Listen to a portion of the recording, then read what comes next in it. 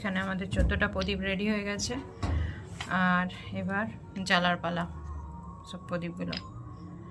চলো প্রদীপগুলো জ্বেলে নিই।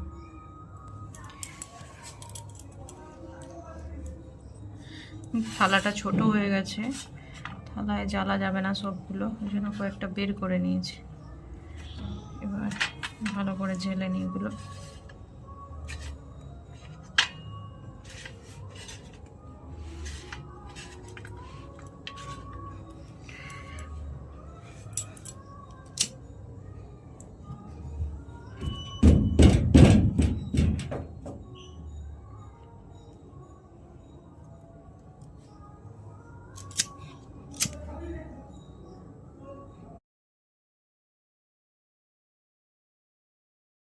চালাও চালাও, এই তো এখান থেকে চালাও।